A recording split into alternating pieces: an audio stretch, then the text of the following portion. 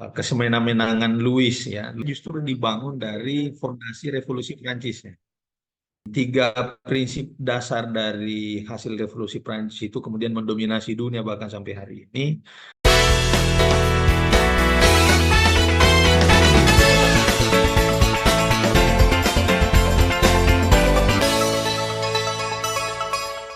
Ya, Kami sebetulnya nyiapkan pertanyaan tentunya. Mungkin boleh, lebih enak kita sistemnya kayak ngobrol atau diskusi aja ya Pak ya. boleh, boleh, Nah, boleh. Ya, silakan. ta- Yang mungkin sesuai nanti dengan ada standar kita. pertanyaan pemantik lah dari Hmm, saya Pak. Nanti tolong boleh. dijelaskan dari sudut pandang Bapak sebagai Oke, uh, sip, sip. dosen. Sebelumnya kami izin Boleh. record Ya, Pak ya boleh. untuk kebutuhan nilai. Aman. Siap, Nah, siap. Siap, aman, aman. gimana Pak di Makassar? Aman Pak, sehat ya Pak? Sehat, alhamdulillah. Sekarang sih lagi musim ini pancaroba jadi ya kondisi ini ya banyak yang lagi sakit. Oh, Mm-mm. eh, Banyak yang tanyakan Rifki juga, gimana ya kabarnya Pak Rifki ini? Kalau udah kontak aja langsung al orang. Alhamdulillah nih Pak. Dua ini Mungkin Palembang semua juga. ya coba ini Iya, Pak. Afila. Iya, betul, Pak. Kita Oh, sama-sama dari Palembang. Palembang. Oh, Palembang ya. Tempat guru kami itu Prof. Jimli. Prof. Jimli itu Oh, Palembang. Prof Jimli Jimli ya Pak. Asidikinya. Itu Jadi mungkin langsung ke obrolan kita ya Pak seputar revolusi Prancis. boleh. Jadi kan eh, Hmm. kayak kita kan tahu Pak. Jadi Perancis itu Eropa itu di kawasan Eropa itu salah satu peristiwa besar lah peristiwa besar yang mengubah mulai dari paradigma dan cara berpikir masyarakat di Eropa itu salah satunya adalah revolusi Perancis mulai dari Hmm. sosial maupun politik dan hukum dan Betul. lain-lain itu kan Hmm. banyak berubah drastis. Nah, sebelumnya Ya. kami mau minta penjelasan dari Bapak nih Pak, gimana sebagai seorang selain dosen juga kan mantan mahasiswa juga sejauh yang Bapak tahu revolusi Perancis ini gimana Pak kalau dari sudut pandang Bapak sendiri gitu Pak. Oke, baik. Ya, terima kasih Pak Pak Rifki ya sama Afila dan Asia. Jadi seperti yang saya sampaikan tadi, kami di pengkaji hukum tata negara juga menjadikan revolusi Prancis sebagai salah satu pijakan gitu. Ya. Walaupun tentu saja kita akan melihat dari banyak perspektif ya. Dari banyak literatur kita melihat bahwa revolusi Prancis itu adalah gerakan ya, gerakan perlawanan antar kelas. Kalau kita pakai paham Karl Marx ya tentang teori pertentangan kelas, bahwa di Prancis itu dulu secara tata negara dia dikelola berdasarkan sistem monarki absolut. Dalam konsep ketatanegaraan, monarki absolut itu mengandung pengertian bahwa tiga cabang kekuasaan utama negara itu bersatu dalam satu tangan, kira-kira begitu. Kemudian revolusi Prancis ini didalangi oleh masyarakat atau warga Prancis yang tidak setuju dengan kesemena-menangan Louis ya, Louis 16 ketika itu berkuasa atas tiga cabang kekuasaan utama, legislatif, eksekutif, dan yudikatif. Nah, ditambah ketika itu berkembang pemahaman tentang pertentangan kelas yang dibawakan oleh Karl Marx ya, sehingga orang-orang merasa Prancis itu harus ditata berdasarkan nilai-nilai kesetaraan. Yang kita tahu bahwa revolusi Prancis itu melahirkan tiga nilai utama yang kemudian mendominasi apa namanya eh, kehidupan sosial, kehidupan politik, dan kehidupan hukum setelah revolusi Prancis ya. Fraternity, equality, dan apa satunya? Fraternity, equality, dan liberty ya. Jadi tiga prinsip dasar dari hasil revolusi Prancis itu kemudian mendominasi dunia bahkan sampai hari ini, mengubah banyak sekali tatanan seperti yang Mas Rifki tadi sampaikan, tatanan sosial, tatanan politik, bahkan tatanan hukumnya. Jadi kalau dari perspektif hukum teman-teman, revolusi Prancis itu menjadi batu pijakan untuk memulai era baru tatanan negara dari yang awalnya berciri monarki absolut, absolut itu maksudnya dia tiga cabang kekuasaan utama dalam teori yang juga digagas salah satu oleh orang Perancis, yaitu res politika, legislatif, eksekutif, yang yudikatif, yang awalnya itu berada di satu tangan, di tangannya Louis. Kemudian hasil revolusi Prancis menghendaki agar itu terpisah. Ya. Jadi berbeda institusi yang menjalankan fungsi legislasi atau fungsi membuat peraturan. Kemudian terpisah juga fungsi negara menjalankan peraturan atau fungsi eksekusi atau eksekutif, dan berbeda juga lembaga negara yang menjalankan fungsi pengadilan atau peradilan terhadap pelanggaran-pelanggaran hukum. Nah, inilah yang saya kira mendominasi bukan hanya Prancis setelahnya ya, bahkan sampai hari ini, tetapi hampir seluruh dunia mengakui bahwa tonggak revolusi Prancis ini mengubah tatanan kenegaraan secara menyeluruh gitu. Yang kita tahu, walaupun setelah itu Prancis masih di bawah monarki, yaitu dipimpin oleh seorang Napoleon Bonaparte, tetapi kemudian konsepnya lebih ke monarki konstitusional, artinya tidak lagi bertumpu pada kekuasaan raja yang absolut, tetapi menyerahkan itu kepada konstitusi atau hukum dasar. Jadi sistem pemerintahannya pun sudah berdasarkan pada konstitusi. Nah, itulah yang saya kira berkembang sampai hari ini menjadi dua versi yang utama. Satu masih kita lihat monarki konstitusional seperti di Inggris, masih mempertahankan sistem kerajaan, tetapi dengan tetap mengakomodir hak-hak konstitusional warga negara melalui proses-proses politik seperti pemilihan umum. Lalu di Indonesia sendiri tentu saja kita mengadopsi model trias politika dengan sistem separation of power atau pemisahan kekuasaan, di mana kita tidak menganut sistem kerajaan, tetapi kita menganut sistem pemerintahan presidensil dengan bentuk pemerintahan republik, kira-kira begitu. Jadi saya kira besar sekali ya tonggak sejarah yang lahir dari proses revolusi Perancis, terutama aspek struktur dan kenegaraan, itu pun tatanan sosial dan politik. Sekedar tambahan, dulu kalau teori pertentangan kelas ini memuncak ketika revolusi Perancis memang karena dipicu salah satunya adalah kekuasaan raja yang absolut tadi, atau raja dalam bahasa Perancis itu Louis lah ya. Jadi Louis XVI itu adalah gelar bagi penguasa Perancis ketika itu yang ke-16. Nah, inilah yang mendorong orang untuk melakukan revolusi 1789 sampai 1799 itu, supaya menghadirkan tiga hal tadi, kesetaraan, fraternity, persaudaraan, equality, kesetaraan, kemudian liberty, kebebasan ya. Informasi tambahan FYP kali for your information, kayaknya mungkin kita tahu semuanya bahwa patung Liberty yang ada di Manhattan di Amerika itu sebenarnya adalah produk salah satunya dari Prancis gitu ya, untuk mengenang simbol revolusi Prancis, patung Liberty itu simbolnya dari revolusi Prancis yang ternama ya, atau yang mahsur kita sebut sebagai kebebasan kira-kira. Nah, selain itu, revolusi Prancis tentu menghadirkan ideologi-ideologi seperti yang saya katakan tadi, ideologi liberty. Nah, itulah yang kemudian yang saya juga nggak ngerti kenapa, tapi Amerika lah yang akhirnya betul-betul menerapkan ideologi liberal, liberty itu dengan sepenuh hati.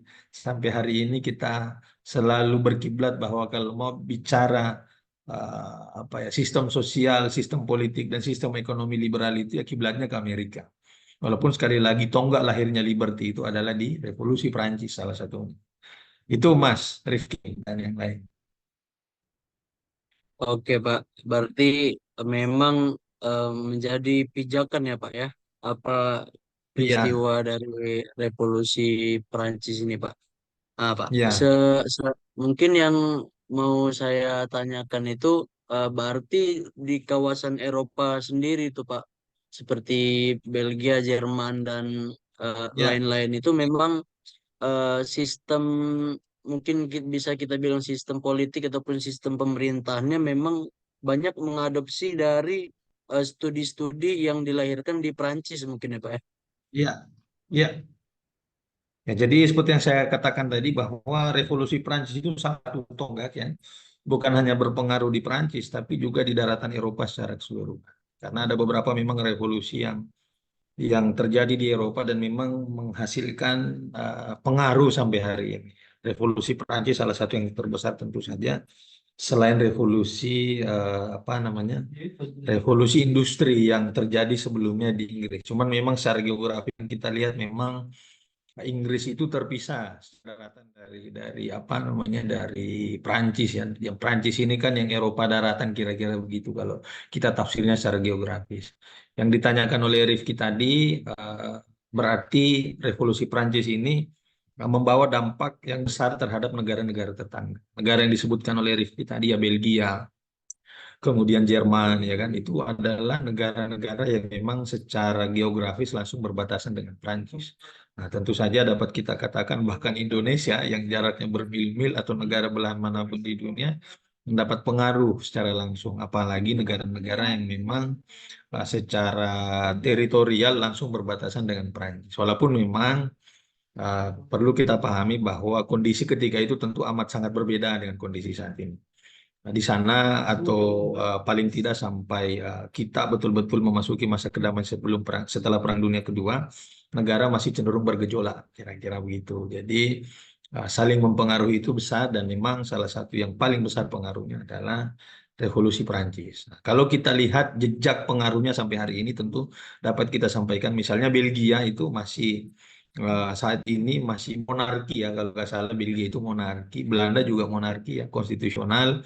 Kemudian Jerman sudah memasuki mode republik di mana rakyatlah yang menentukan tampuk kepemimpinan tertinggi ya. Nah, ini mungkin tambahan informasi teman-teman bahwa dari literatur hukum tata negara, bentuk negara dan bentuk pemerintahan itu berbeda dan memang kita bisa belajar dari Prancis. Jadi bentuk negara itu bisa modelnya kesatuan, bisa modelnya eh, apa namanya, bisa modelnya konfederasi atau Commonwealth atau apa persemakmuran. Nah, sementara satunya adalah bentuk pemerintahan. Bentuk pemerintahan ini harfiahnya begini kira-kira mudahnya. Bagaimana cara kita mensirkulasi kekuasaan di sebuah negara. Nah, inilah yang banyak diwariskan dari Revolusi Prancis. Apakah kita bertumpu pada monarki atau kita bertumpu pada republik? Monarki itu artinya sirkulasi kepemimpinan politik di negara itu ditentukan oleh garis keturunan. Nah, di negara-negara di sekitar Prancis itu yang masih monarki, memang tetap mempertahankan monarki seperti yang saya bilang tadi, ada Spanyol, kemudian ada Swedia, Luxembourg kalau nggak salah, Belanda juga masih demikian. Mereka masih monarki, tetapi mereka mewarisi monarki yang konstitusional.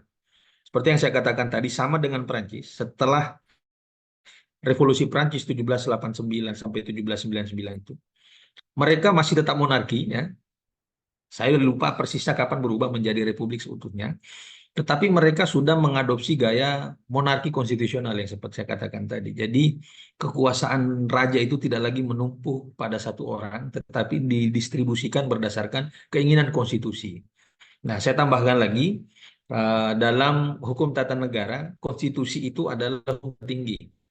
Dan konstitusi itu juga dicetuskan oleh orang Prancis. Salah satu ide tentang hukum dasar itu juga lahir dari pemikir Prancis.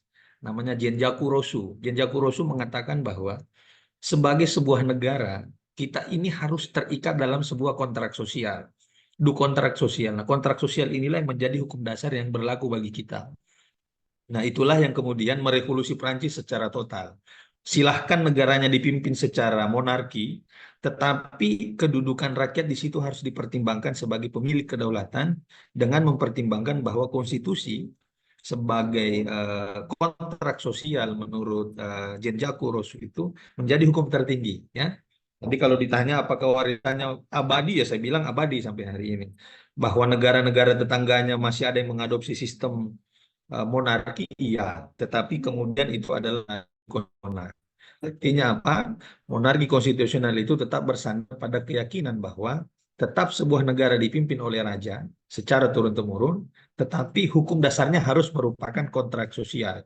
Ingat, kontrak sosial atau teori du kontrak sosial itu juga orang Prancis itu yang cetuskan. Namanya si Jean-Jacques Rousseau. Gitu kira-kira, Pak Rifki dan teman-teman yang lain. Berarti apa banyak Pak ya apa pemahaman baru lah Pak yang didapat malam ini. Karena Ya, kan selama ini kan kami ini lebih terfokus kepada mungkin kajian sosial, dampak sosial dari ya, revolusi Perancis ini. ya. Karena memang Ah, juga kan ilmu sosiologi juga kan lahir pasca revolusi Perancis betul, oleh berkembang ya, uh, berkembang. Auguste de, de Comte Pak ya. Ya, Banyak juga tokoh-tokoh lain seperti John Locke dan lain-lain karena ya, kan memang yang mungkin lebih ter-highlight betul. di revolusi Perancis ini dari tatanan sosial yang berubah pada saat itu Ya. ya Pak. Tapi uh, ada lagi yang menarik menurut saya nih Pak. Ini kan kita sebagai negara Indonesia juga Pak. Hmm. Se, sejauh mana Pak ini menurut Bapak maksudnya paham-paham dari yang dihasilkan dari revolusi Perancis ini yang kemudian diadopsi oleh Indonesia ini sebagai satu negara republik begitu Pak. Kalau saya katakan tadi, Apa konsep tidak ketatanegaraan sampai Indonesia justru dibangun dari fondasi revolusi Prancis ya. Seperti yang saya katakan, salah satunya adalah model pemerintahan kita atau bentuk pemerintahan kita itu betul-betul mengadopsi dan melihat cara kerja Prancis ya, cara kerja Prancis dalam memaknai pemisahan kekuasaan. Jadi ingat konsep trias politika salah satunya dicetuskan oleh orang Prancis, walaupun memang terjadi sebelum revolusi Prancis. Dalam pandangan atau pengaruhnya terhadap negara yang saya sampaikan tadi, bentuk negara dan bentuk pemerintahan itu banyak di negara di dunia ini terilhami dari proses revolusi Prancis ya. Tadi Bang Rifki menyinggung soal John Locke. Nah, John Locke itu sudah lebih awal sebenarnya soal trias politika, tapi sangat berbeda dengan modelnya Montesquieu ya. Res politika John Locke itu legislatif, eksekutif, dan federatif karena memang bentuk negaranya federal ya. Nah, sementara yang diadop di Indonesia itu adalah trias politika model Montesquieu ya, bahwa kekuasaan negara itu tidak boleh bertumpu pada satu kekuasaan. Dia harus terpisah ya, terpisah antara kekuasaan legislatif, kekuasaan eksekutif, dan kekuasaan yudikatif. Kan teman-teman, trias politika itu bukan pembagian lembaga, tapi pembagian kewenangan lembaga atau kewenangan negara ya. Kewenangan membuat aturan, kewenangan menjalankan aturan, dan kewenangan mengadili pelanggaran terhadap peraturan. Nah, di Indonesia tentu kita tahu bahwa ketiga kewenangan utama negara ini kemudian dibadankan nih, ya, dibadankan misalnya legislatif itu eh, lembaganya ya DPR, DPD, MPR. Kemudian eksekutif itu presiden dan seluruh pejabat kementerian dan pembantunya sampai level desa ya. Kemudian yudikatif itu adalah lembaga kehakiman, boleh MA, boleh MK kira-kira begitu. Nah, jadi benar-benar sekali lagi revolusi Prancis ini saya nggak membayangkan apa model Indonesia ini kalau nggak ada teori trias politika nih. Mungkin kita masih berkutat dengan negara model kerajaan. Jadi sekali lagi pengaruh revolusi Prancis itu sangat luar biasa. Dalam ketatanegaraan memang revolusi Prancis apa teori dasar revolusi Prancis tentang pembagian kekuasaan ini sudah berkembang ya.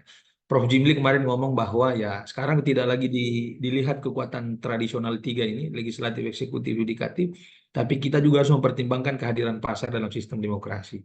Tapi saya selalu membantah bahwa ya apapun kemajuan yang hari ini kita dapatkan, itu tidak mungkin kalau tidak ada tonggak sejarah bernama revolusi Prancis. Kira-kira begitu ya. Hari ini kita semua menikmati model pemerintahan yang memisahkan kekuasaan legislatif, eksekutif, yudikatif itu karena revolusi Prancis salah satunya. Saya kira itu yang ini. Nah, kemudian kan dalam sejarahnya kita tahu bahwa dilakukan proses interaksi antar negara setelah revolusi Prancis. Karena kita yakin dulu belum ada media sosial untuk secepat itu mendapat informasi tentang apa yang terjadi di Prancis. Maka itu dilakukan dengan model pendekatan yang lain. Kalau dulu ya orang berinteraksi dengan cara perang ya. Jadi di hukum itu ada yang berlaku namanya asas konkordansi ya. Apa itu? Hukum yang berlaku di satu negara jajahan itu ditentukan oleh negara penjajah. Seperti yang kita tahu, Prancis melakukan ekspansi setelah itu di bawah kepemimpinan Napoleon Bonaparte pasca Revolusi Prancis, kemudian mendominasi hampir seluruh Eropa gitu ya. Kemudian termasuk negara tetangganya mampu didominasi itu Belanda. Kemudian dalam sejarahnya Belanda mampu apa namanya mengakhiri dominasi Prancis di Belanda sendiri, malah Belanda kemudian yang membawa doktrin-doktrin Prancis ini masuk ke Indonesia dalam bentuk asas konkordansi tadi. Jadi betul-betul memang kita secara garis atau bentangan sejarah ini masih ada kaitannya ke sana. Jadi kita dijajah oleh Belanda, membawa model hukum Belanda. Hukum Belanda itu merupakan terjemahan dari hukum Prancis karena Belanda pernah dijajah oleh Prancis lewat kekuasaan Napoleon Bonaparte, kira-kira begitu. Saya selalu bilang bahwa ya, walaupun kita tidak menyaksikan langsung revolusi Prancis itu, tapi kita patut berterima kasih. Karena revolusi Prancis itu meletakkan dasar kenegaraan tentang trias politika yang kuat. Kalau akhirnya hari ini orang bilang trias politika berkembang ke arah yang lebih maju, ya terserah saja. Tapi saya selalu mengatakan tanpa trias politika dari revolusi Prancis tidak ada perkembangan signifikan seperti saat ini. Saya kira itu Pak Rifki ya dan teman-teman yang lain. Siap, Pak. Terima kasih, Pak. Mungkin ini ada teman-teman yang lain mungkin yang ada Ya, boleh. pertanyaan yang mau Boleh. diobrolin sama Pak Mutar. Siapa Ya, nih, Kak? Aisyah Oke, mungkin nih. iya, baik. Terima ya, kasih Rifki. Pak Mukhtar, mohon izin Pak. Jadi kan tadi Bapak ya. sudah menjelaskan ya Pak, bagaimana Hmm. revolusi Prancis ini tuh memberikan peran yang signifikan terhadap pembentukan politik gitu ya Pak ya. Nggak cuma di politik aja, tapi Ya, tadi juga udah Bapak jelaskan di berbagai eh, bidang juga gitu. Nah, bidang. pertanyaan selanjutnya nih Pak, bagaimana sih implementasi nilai-nilai dari revolusi Prancis ini tuh mempengaruhi perkembangan politik dan sosial yang ada di kawasan Eropa, khususnya tuh dalam beberapa tahun terakhir gitu Pak. Apa nilai-nilai tersebut tuh dapat diimplementasikan atau justru tidak Pak? Oke, ya. Jadi walaupun saya tidak expert mengkaji apa ya implikasi sosialnya ya. Jadi seperti yang saya katakan paling awal tadi bahwa salah satu yang memicu revolusi Prancis dalam kacamata teman-teman yang mengkaji tentang ilmu sosial, sosiologi terutama, eh, revolusi Prancis itu salah satunya meletus karena teori pertentangan kelas ya. Dan itu betul-betul dirasakan. Saya selalu memang dalam sejarah revolusi itu baik itu revolusi yang ada di Inggris, revolusi industri ya, ataupun revolusi Prancis 1789 itu memang besar eh, kaitannya dengan teori yang Karl Marx sampaikan adalah teori pertentangan kelas. Nah, ketika itu eh, apa ya manusia itu dibagi dalam kelas-kelas sosial tertentu ya. Ada borjuis, ada proletar, kira-kira begitu. Nah, inilah yang kemudian menjadi basis perlawanan dari orang-orang proletar. Orang-orang proletar merasa bahwa dalam apa sebuah negara kesetaraan itu wajib ada. Seperti yang saya sampaikan tadi, salah satu yang paling monumental dari hasil revolusi Perancis ini adalah keinginan untuk disetarakan. Nah, dapat kita lihat salah satu memang ini mungkin agak-agak apa ya, agak nggak apa ya, nggak langsung strict dengan pembahasan, tapi saya selalu mengatakan begini, Prancis itulah yang berhasil uh, menempatkan kedudukan dan kesetaraan manusia itu dalam praktik kenegaraannya. Mungkin Rifki ini sering nonton bola. Nah, misalnya kalau lihat timnas Prancis main, hampir tidak ada orang Prancis yang main di timnas Prancis. Itu artinya apa? Apa namanya semangat tentang fraternity persaudaraan itu kan, kemudian equality dan liberty itu memang betul-betul diterapkan di Prancis. Nah, walaupun dalam kajian ketatanegaraan di Prancis juga itu memang ada golongan tertentu yang sangat rasis. Bahkan ada partainya, namanya Partai Ultranasionalis. Kebetulan saya mengkaji perbandingan partai politik di beberapa negara Eropa. Tetapi sejauh yang saya amati di berbagai sektor kehidupan, salah satu yang paling mungkin kita amati itu adalah sepak bola. Kalau kita lihat susunan pemain Prancis itu, yang bernama Prancis itu praktis cuman penjaga gawangnya aja, Hugo Lloris namanya. Selebihnya itu nama-nama ya nama-nama apa Afrika, bahkan Kylian Mbappe itu kan Afrika kan. Kemudian macam-macam, bahkan mayoritas sampai 90% pemain Prancis itu ya. Ini yang saya mau katakan bahwa nilai-nilai yang dihasilkan dari revolusi Prancis terutama soal liberty kebebasan dan equality itu itu betul-betul diterapkan. Walaupun sekali lagi memang tidak bisa kita pungkiri bahwa setiap satu ideologi tumbuh dia akan berbarengan dengan tandingannya. Seperti yang saya katakan tadi, walaupun di Prancis equality itu tumbuh, tetapi juga dia tumbuh berbarengan dengan ideologi yang berseberangan. Selalu kita percaya bahwa sesuatu itu tumbuh dalam perspektif diametral. Selalu kalau ada kanan pasti ada kiri itu. Tetapi sepanjang bentangan sejarah kita melihat bahwa revolusi Prancis ini memberikan dasar tentang bagaimana pergaulan sosial itu dapat dimaknai sebagai sesuatu yang terbuka bagi siapa saja. Ya, terutama di Eropa saya kira cenderung sudah lebih menerima keterbukaan. Walaupun sekali lagi ada juga yang mengatakan justru di Eropa lah rasisme itu juga terjadi secara ekstrim. Ya, makanya saya percaya tentang teori itu tadi, teori pertentangan kelas itu selalu ada dan selalu ada dua hal yang diametral akan beriringan gitu ya. Ada pro, ada kontra. Kalau ada yang sangat setuju dengan konsep equality, maka akan ada golongan tertentu yang akan menentang itu dan itu tumbuh subur di pasca revolusi Prancis itu. Paling tidak adalah yang kita yakini tidak lagi terjadi pemerintahan tiran yang melarang sesuatu yang secara ekstrim kiri atau ekstrim kanan ya. Nah, walaupun belakangan kita diganggu dengan isu-isu misalnya di Perancis Presiden Macron itu melarang penggunaan apa tuh cadar atau burka atau apa namanya. Tetapi juga itu tumbuh subur seiring dengan kesadaran masyarakat Perancis dan Eropa secara umum bahwa ya kesetaraan itu wajib ada ya. Jadi percaya saja teman-teman bahwa pertentangan kelas itu akan selalu ada. Nah, itu yang selalu Karl Marx sampaikan. Sampai kapanpun ya selalu akan ada pertentangan kelas. Tapi pada titik tertentu kita bisa menerima bahwa ada perbedaan yang bisa kita kompromi, tapi memang ada perbedaan yang sulit untuk diterima. Dan memang ada bagian orang yang menjaga itu tuh. Nah, ini saya juga heran juga. Dan itu ya saya kira prakteknya di Indonesia juga begitu. Saya kalau kita ngomong Pilpres kemarin, ada yang diehard supporternya 01, ada diehard supporternya 02, ada diehard supporternya 03. Itu sunnatullah lah kalau dalam bahasa kita ya. Nah, tetapi sekali lagi Prancis atau revolusi Prancis meletakkan dasar tentang bagaimana equality, fraternity, dan liberty itu berjalan. Yang mana itu sebelum itu ada atau sebelum revolusi Prancis itu ada, itu betul-betul nggak berlaku tuh. Ya, orang dikenalnya dua saja. Kalau you proletar berarti budak, ya kan? Kalau lu borjuis, lu adalah kalangan beruang. Nah, kalau dalam terminologi revolusi industri itu majikan dan buruh kira-kira begitu. Karena revolusi industri ini lebih melihat proses hubungan kerja antara pemilik modal atau majikan dengan pemilik tenaga atau buruh. Dan sampai hari ini juga begitu. Sedikit menyinggung walaupun mungkin tidak masuk pembahasan soal revolusi industri di Inggris itu, mereka penekanan revolusinya itu lebih ke hubungan antara majikan dan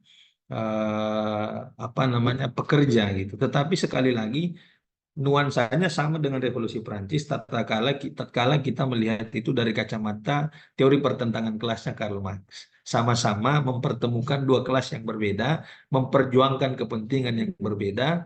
Yang satu memperjuangkan kesetaraan, kaum buruh atau kaum proletar di Prancis ini memperjuangkan kesetaraan, sementara kaum berjuis atau pemilik modal kalau di Inggris itu ingin mempertahankan status quo. Tidak boleh ada yang begitu. Tetap kami adalah yang dominan karena kami pemilik modal. Kemudian cerita sejarah berpihak kepada kesetaraan, yang mana secara monumental saya sampaikan tadi dihasilkan di Revolusi Prancis, yaitu liberty, fraternity, dan equality itu kira-kira. Itu Aisyah ya, dan yang lain. Oke, baik. Terima kasih Pak atas jawabannya. Jadi sebenarnya tadi Ya, nilai-nilai yang dihasilkan dari Revolusi Prancis ini terus ada ya Pak sampai sekarang, khususnya tadi iya, nilai iya. dari legality, fraternity, Equality, ya sama fraternity. liberty ya Pak. Terus bisa Hmm. kita lihat juga contohnya tuh dari susunan dari pemain bola gitu ya Pak. Oke, Ya, baik. Terima kasih Pak itu atas bentuk, jawabannya. ya, itu bentuk apa paling nyaman ditelusuri itu adalah bentuk kebebasan, liberty dan Nah, fraternity, persaudaraan itu justru dia di klub bola Prancis tuh. Bukan klub bolanya malah tim nasionalnya ya kan. Yang belakangan juga saya lihat Indonesia mengadopsi itu, memakai banyak tim naturalis apa pemain naturalisasi itu. Ya, Inggris juga begitu, akhirnya Jerman ya. Kalau Anda lihat nonton Jerman 2014 itu banyak ditopang oleh justru pemain bola yang bukan dari Jerman ya. Mesut Ozil itu darahnya Turki ya kan. Serdan Mustafi itu darahnya Turki. Kemudian siapa lagi? Sami Khedira itu darahnya Turki. Itu semua tidak mungkin terjadi. Saya meyakini kalau tidak ada nilai dasar dari revolusi Prancis tentang fraternity dan liberty tadi itu. Sama ya itu ya. Kira-kira begitu, teman-teman. Tapi memang saya juga setuju mungkin Pak sama Bapak kayak apa sebetulnya masalah-masalah yang di revolusi Prancis terkait klasifikasi antara kaum bangsawan dan kaum buruh ini Pak memang kayak mungkin di Inggris kita kenal dengan Pax Britannica kan begitu juga maksudnya Ya, kasusnya Pak. Ketika si ya, pemilik mesin ini, pemilik mesin produksi ini berkuasa ya, terhadap orang-orang yang tidak memiliki mesin produksi. Jadi ya. tetap klasifikasi antara pejabat sama Kelas, rakyat ya. biasa lah begitu. Betul. Kelas. Itu kelas menurut Marx itu ya itulah kelas. Kelas pemilik Heeh. modal dan kelas pemilik tenaga, kira-kira begitu. Si kaya memiliki modal, si miskin memiliki tenaga. Kira-kira begitu. Tapi uniknya teman-teman di Inggris itu bahkan dia tergambar dalam sistem politiknya sampai saat ini. Kalau teman-teman belajar lebih dalam tentang Inggris, karena teman-teman ini anak HI, Anda akan temukan bahwa sistem politik di Inggris itu justru diwariskan dari proses revolusi industri tadi tuh. Di mana partai yang berkuasa di Inggris itu ada banyak partai, tapi yang dominan itu cuma dua. Partainya orang-orang berjuis dan partainya orang-orang buruh.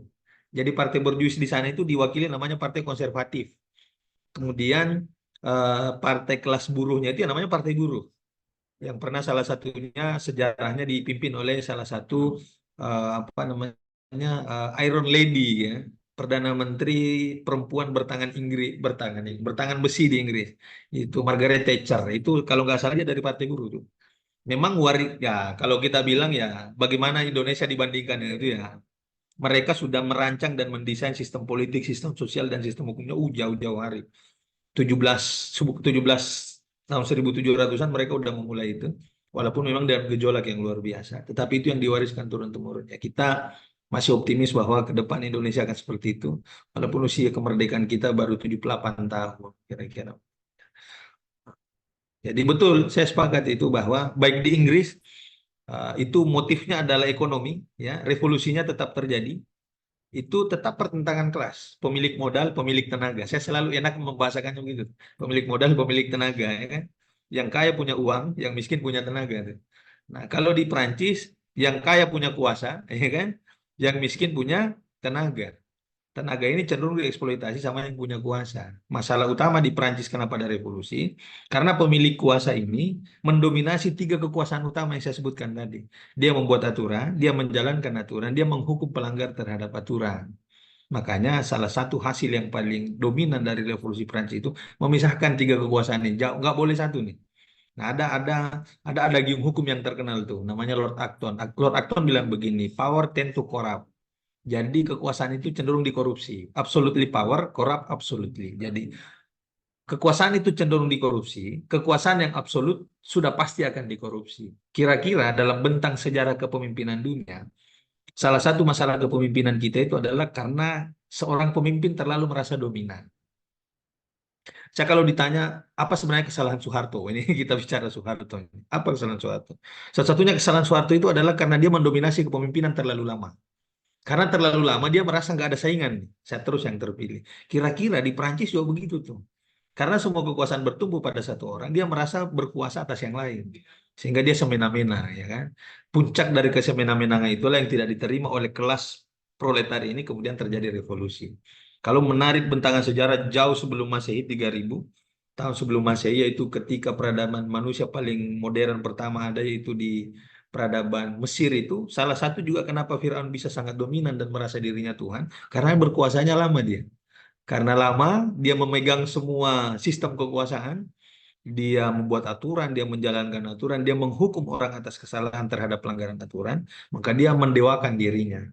Maka muncul model baru yang dihasilkan dari proses revolusi Prancis bernama demokrasi republik gitu ya, bahwa tidak boleh ada kepemimpinan negara yang terlalu dominan pada satu orang.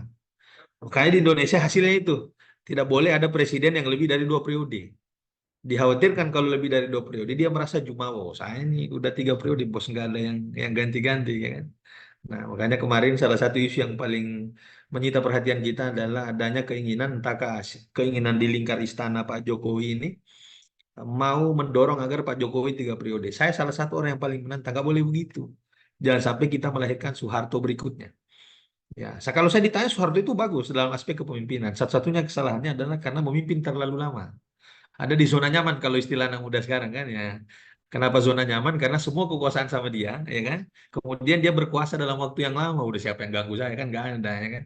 Akhirnya ya, dan akhirnya kan walaupun bukan disebut revolusi, apa yang terjadi di Perancis juga ada miniaturnya di Indonesia tahun 98. Gerakan people power itu ya kan dari proletariat mahasiswa mewakili melakukan gerakan perlawanan dengan demonstrasi yang 98 menandai tonggak baru dalam perjalanan politik kita. Itu kan mirip-mirip revolusi Prancis itu. Kita tidak setuju atas kekuasaan yang absolut dan terlalu lama. Kita menghendaki agar sistem itu dapat tersirkulasi dengan baik. Nah, itulah yang kita nikmati hari ini, walaupun dalam kondisi masih banyak kekurangan-kekurangannya. Salah satunya yang dibatasi itu adalah ya, presiden nggak boleh lebih dari 2 periode. Karena kalau lebih dari itu ya apa bedanya kita dengan Soeharto waktu itu berkuasa kurang lebih 32 tahun. Nah, kira-kira begitu ya. Jadi ini ada korelasinya nih kalau kita mau lihat dari perspektif sejarah Indonesia, kira-kira begitu. Selalu ada pertentangan kelas antara kelas atas, kelas bourgeois kalau dalam terminologi Prancis, kelas pemilik modal kalau dalam terminologi revolusi industri Inggris, dan kelas proletar dan kelas pekerja atau pemilik tenaga dalam istilah sederhana. Kira-kira begitu ya, teman-teman. Terima kasih banyak Bapak. Aman. Sudah Baik, berikan sama-sama. waktunya. Mungkin Siap, apa Siap. nanti siap. Pak, kalau ada diskusi-diskusi lain Pak, mohon waktunya lagi Pak. Boleh. Ini Siap, memang mungkin agak siap, aman. Ya, susah sukses menyesuaikan teman-teman. karena beda Ya, wilayah, beda waktu waktu ya. kita beda. Hmm, Sejam doang. Terima kasih Pak. Mungkin Cuman Bapak untungnya bisa. nanti kalau puasa saya duluan buka, Bos. Karena iya, Kalau apa duluan Bapak lebaran ya sejam. ada kegiatan lain mungkin bisa dilanjut Pak. Terima kasih. Mungkin saya Boleh tutup aman ya. wawancara dan diskusi kita Ya. malam hari ini. Assalamualaikum warahmatullahi wabarakatuh. Waalaikumsalam warahmatullahi Terima kasih wabarakatuh. banyak Terima ya kasih Pak. Pak. Sekali Pak. lagi. Sama-sama, sukses semuanya ya. Ya Sehat-sehat. Pak, sehat selalu Baik, Pak. Ya, Pak. ya, oke. Tunggu Pak, Ya, saya ke Makassar teman-teman. nanti saya bawa pempek. Oh, siap. Ditunggu. Saya juga senang ini karena nanti kalau ke Palembang berarti udah ada keluarga bisa ditemui sana kan. Siap Ada Pak, siap Aisyah, Pak. ada Ditunggu Pak. Fulan, ada Rizky. Ya, siap. Makasih ya Pak. Oke, siap. Ya, izin ya meninggalkan Ya, siap Pak. tempat Ya, meeting. nggak apa-apa Pak, nggak apa-apa. Ya, Terima ya. kasih ya Pak.